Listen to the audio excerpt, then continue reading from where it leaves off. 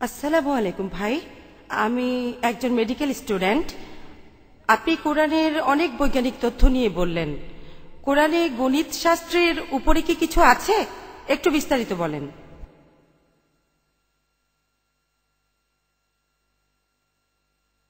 বোন, আপনি প্রশ্ন করলেন কোরআনের অনেক বৈজ্ঞানিক তথ্য নিয়ে বলেছি, গণিত শাস্ত্রের উপরে কোনো কিছু কোরআনে কি বলা হয়েছে, অথবা কোরআন কি গণিত শাস্ত্র নিয়ে কোনো কথা বলেছে? পবিত্র কোরআনে গণিত শাস্ত্রের উপরে অনেক কিছু আছে। এরকম একটা গণিত শাস্ত্রের নিয়ম যার উপর ভিত্তি করে গণিত শাস্ত্র দাঁড়িয়ে আছে, সেটা law of Aristotle, the excluded middle. বলা হচ্ছে প্রত্যেকটা প্রস্তাব, প্রত্যেকটা বক্তব্য সত্যি বা মিথ্যে হতে পারে। অনেক দিন পর্যন্ত সবাই এটা মেনে চলেছে।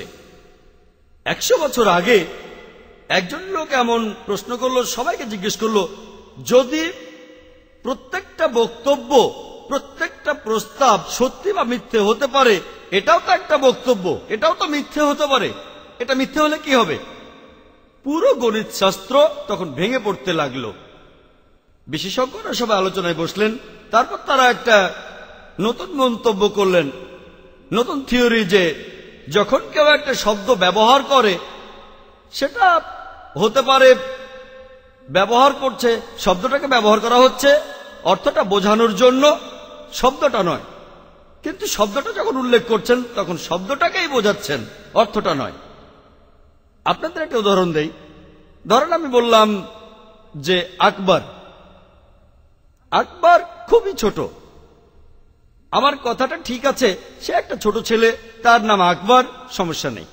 কিন্তু যে লোক আরবি জানে সে তখন প্রতিবাদ করবে, আকবর তো ছোট না, আকবর মানে মহান। এখানে শব্দটা উল্লেখ করেছি, শব্দটা ব্যবহার করিনি। আমি আরেকটা উদাহরণ দেই।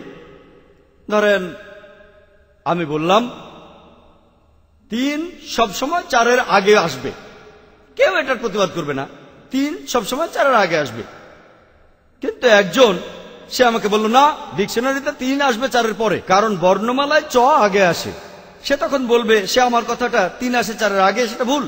ডিকশনারিতে 3 আসবে 4-এর পরে, কারণ বর্ণমালায় চ আগে। আমি যখন বলেছি 3 আসে 4-এর আগে, আমি এখানে অর্থটা বোঝাচ্ছি, আমি শব্দটার কথা বলছি না। তখন সেই লোক প্রতিবাদ জানালো, সে এখানে শব্দটার কথা বলছে, অর্থটা বোঝাচ্ছে না।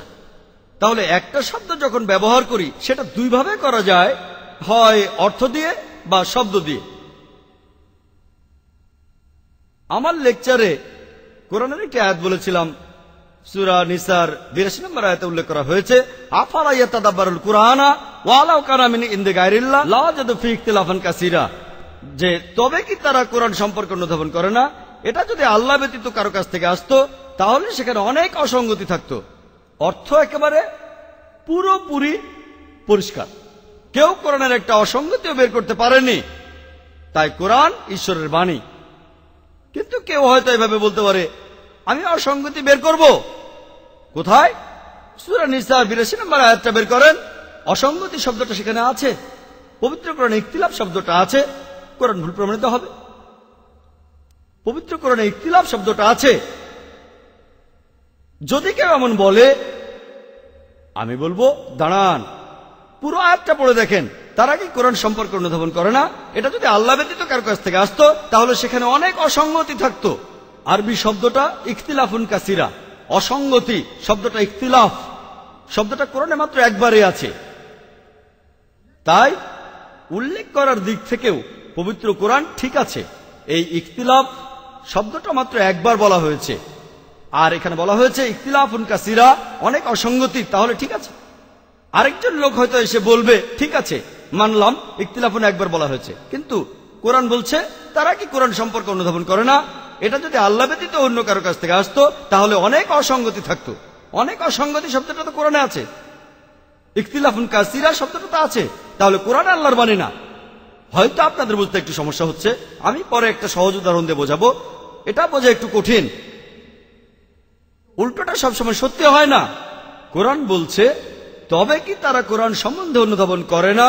এটা যদি আল্লাহ ব্যতীত অন্য কারো কাছ থেকে আসতো সেখানে অনেক অসঙ্গতি থাকতো।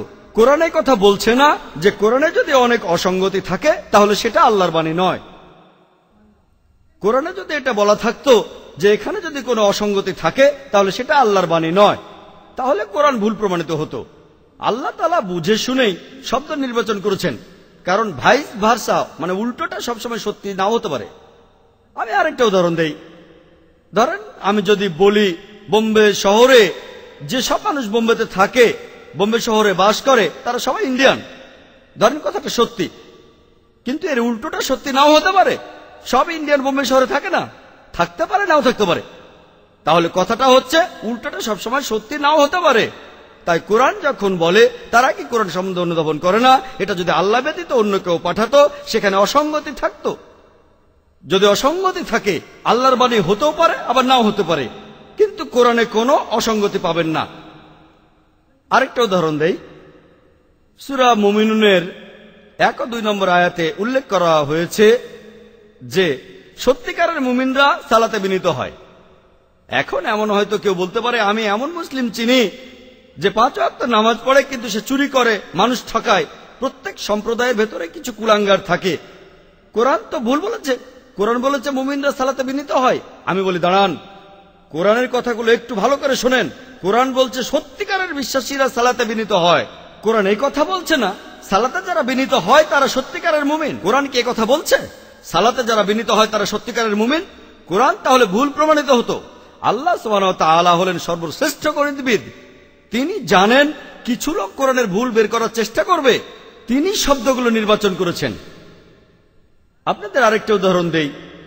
পবিত্র কোরআনের সূরা ইমরানের 59 নম্বর আয়াতে উল্লেখ করা হয়েছে যে ঈসার দৃষ্টান্ত আল্লাহর কাছে আদম আলাইহিস সালামের দৃষ্টান্তের সমান। তাকে সৃষ্টি করেছিলেন মাটি থেকে, বলেছিলেন হও, আর হয়ে গেল। অর্থের দিক থেকে কারো কোনো আপত্তি নেই। ঈসা আলাইহিস সালাম, আদম আলাইহিস সালাম দুজনেই সৃষ্টি হয়েছেন মাটি থেকে। অর্থের দিক থেকে একেবারে পরিষ্কার। তবে যদি কোরআনের শব্দগুলো গুনে দেখেন, এই নামটা ঈসা আলাইহিস সালাম বা ঈসা মসিহ অথবা যিশু খ্রিস্ট, এই নামটা পবিত্র কোরআনে মোট 25 বার আছে।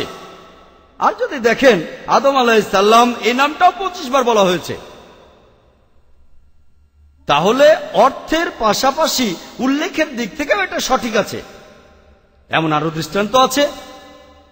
দেখবেন সূরা আরাফের 176 নম্বর আয়াতে উল্লেখ করা হয়েছে, বলা হয়েছে যারা আমার নির্দেশকে প্রত্যাখ্যান করে তারা কুকুরের মতো।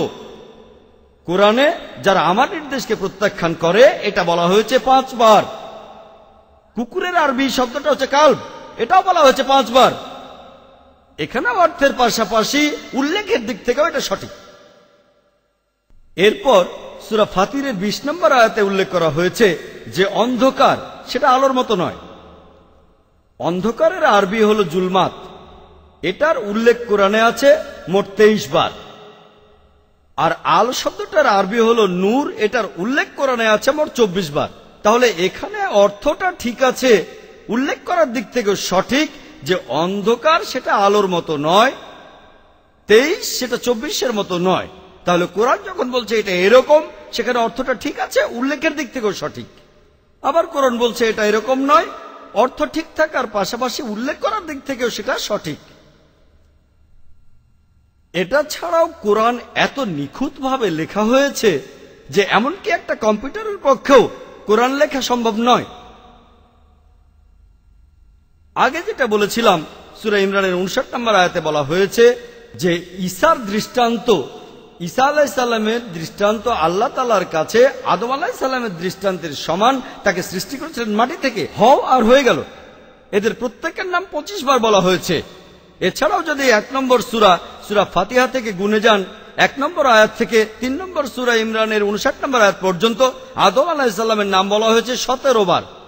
এমনকি ঈসা আলাইহিস সালাম প্রথম সূরার প্রথম আয়াত থেকে সূরা ইমরানের 59 নম্বর আয়াত পর্যন্ত উল্লেখ করা হয়েছে 17 বার।